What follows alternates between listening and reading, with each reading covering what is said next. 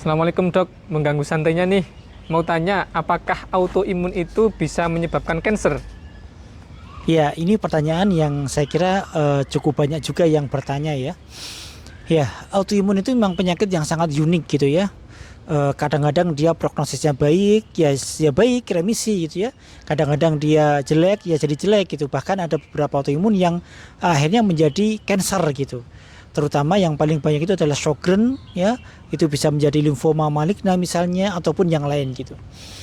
Ya, karena memang mekanisme dasarnya itu kadang-kadang berlanjut menjadi munculnya sel-sel ganas yang lain gitu. Maka ini patut kita curigai gitu. Kapan kita curiga? Curiga kalau memang terjadi namanya organomegali gitu ya. Jadi misalnya pasien lupus nih, kemudian timbul pembengkakan pada kelenjar, maka kita curiga jangan-jangan adalah limfoma maligna misalnya.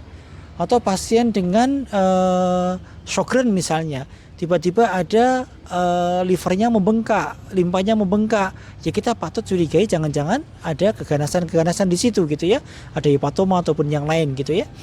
Kemudian misalnya rheumatoid arthritis gitu, pembengkakannya kok ada nodul, kemudian bengkaknya semakin lama semakin besar, wah jangan-jangan ada sarkoma misalnya di otot ataupun yang lain gitu ya. Maka kalau ada pembesaran dari organ manapun, termasuk yang paling sering adalah kelenjar ya, bisa kelenjar di leher, bisa kelenjar di ketiak, bisa kelenjar di selangkangan ya, maka kita wajib untuk terus meraba-raba. Jangan-jangan ada pembesaran kelenjar di situ gitu ya.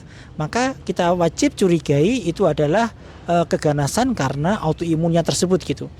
Berapa persen kira-kira kejadiannya tidak terlalu tinggi ya. Kalau pada Sjogren sih memang cukup tinggi menjadi limfoma ya. Mungkin sekitar ya 20-30% gitu. Tetapi selebihnya itu ya baik-baik saja gitu. Artinya ini tidak untuk menjadi kemudian menakut-nakuti tidak, tetapi kita perlu waspada kalau ada benjolan-benjolan muncul dari tubuh kita, penyintas autoimun apapun autoimunnya, maka kita wajib curiga jangan-jangan ada keganasan ataupun tumor yang kita harus secepatnya periksa ke dokter yang kompeten untuk dilakukan screening apakah betul ada tumor atau tidak.